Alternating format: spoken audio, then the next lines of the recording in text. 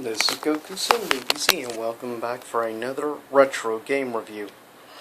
And this review will be about the Sega Game Gear, which was Sega's answer to the Game Boy. Definitely, we can tell, definitely a size difference, but keep in mind this is Game Boy Color model, which is a little bit thinner and smaller than the original gray model, of course. And of course we see it says Game Gear right here, as well as the classic Sega logo. And yeah, you see in the background that's shining from the ceiling fan I have on, because it's rather warm today as I film. But as we see, we have a classic start button, we have a D-pad, and to be honest, I really like the D-pad on the Game Gear. And of course you have your 1 and 2 buttons. On the back here we have your volume, of course there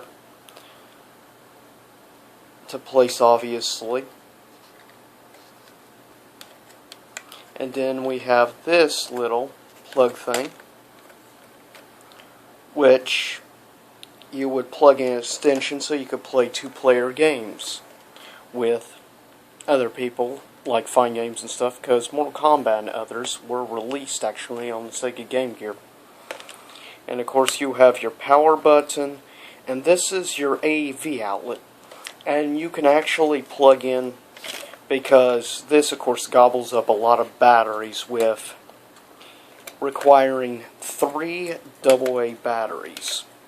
I mean 6, 3 on each side. And trust me when I say that's an insane amount of battery life. So really you're better off using an AV cable. And this is the AV cable I'll be using to show you a little bit of the game and stuff.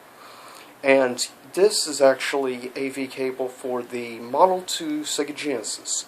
So actually Model 2 Sega Genesis plug-in will work with the Model 3 Sega Genesis and will work with the Sega Game Gear, interestingly enough. There. Now we have power, so I can show you the game without having to buy stupid batteries and spend lots of money on it. And you do have a variety of games. These are the games that came with the one that I purchased. Came with 7 games, and not too bad overall. Echo the Dolphin, which is a classic platformer game from the earlier days. We have World Series, which I'm not a sports fan, so probably won't play much of. And of course we have a older racing game.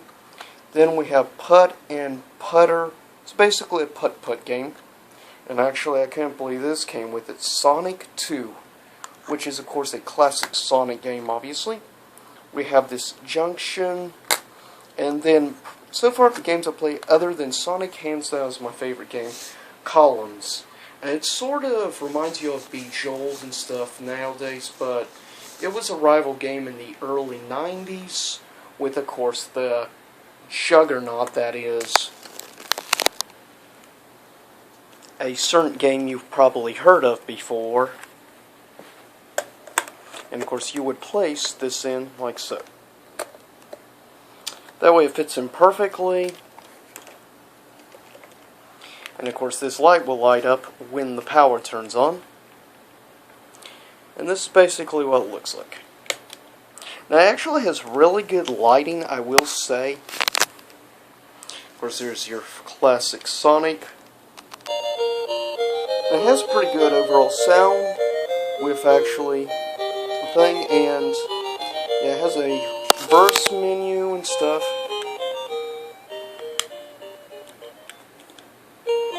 And yeah, it kind of reminds you of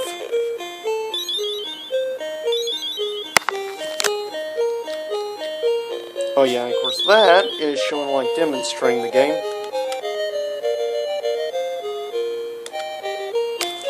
And basically the game reminds you a little bit of, say, Tetris.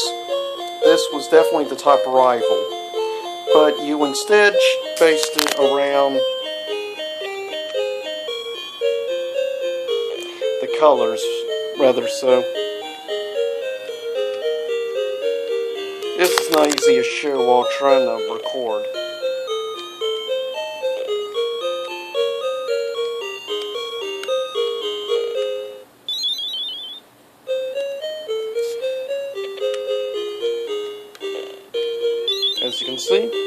it relatively easy to play, but I'll cut this up. But that is a little demonstration of the Columns game, and this is a review of the Sega Game Gear. Definitely a classic for any Sega collector, and trust me when I say this is not a really expensive game device to get. Actually, it's rather cheap compared to what it was when it originally was released. And today you can purchase this, like I got mine with the 7 games included for a package deal of $35. So, as you can tell, it's not very expensive at all, and since it works with AV from your Model 2 or Model 3 Sega Genesis, that's good. And I recommend doing that unless you have rechargeable batteries or plan on wasting a lot of money on AA's. I recommend going with the AV outlet. But you'll have to, of course, obviously be close, but the overall cord length on the average cord is probably around 3 to 4 feet long, so it's not too bad. But anyways, this is a review for the Sega Game Gear, and I hope you enjoy this. Please give me a thumbs up this video, like, subscribe, follow me at twitter.com/GokuSunDBZ, and I'll see you all next time here in YouTube land. Same YouTube time, same YouTube channel, and remember, I'm also on Tumblr now. So, give me ideas, leave me a comment, and let me know what you'd like to see me review next in a retro game review or device review. And I will be reviewing soon the Game Boy Color with the Game Boy Advance SP. So, stay tuned for that, and I'll see you all next time.